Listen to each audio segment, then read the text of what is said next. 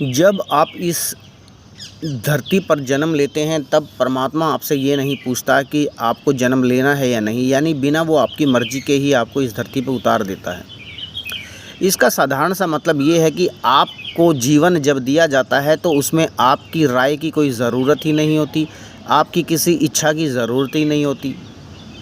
और इसका साधारण शब्दों में अगर समझने की कोशिश की जाए तो सिर्फ ये समझिए कि जीवन उसी वक्त मर जाता है या ख़त्म हो जाता है या बर्बाद हो जाता है जिस वक्त आप कुछ करने की सोचते हो या कोई आपको करवाने की सोचता है।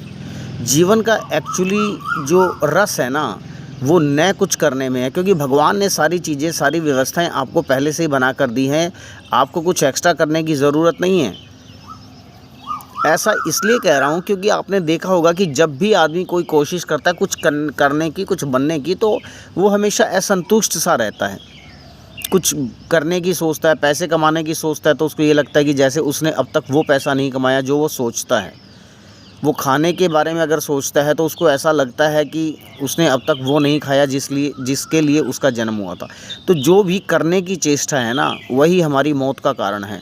ज़रूरी नहीं कि जब हमारा प्राण ये शरीर त्यागे तब ही हम मरे हुए समझे जाते हैं या शरीर को मृत समझा जाता है। हम मृत उसी वक्त हो जाते हैं जिस वक्त हम कुछ करने की सोचते हैं।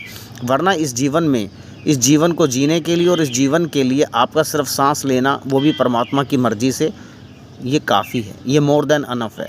ये बात जिसके समझ में आ जाती है वो कुछ भी करने की चेष्टा से मुक्त हो जाता है और अपने स्वर्ग रूपी इस जीवन का, इस धरती का आनंद लेता है।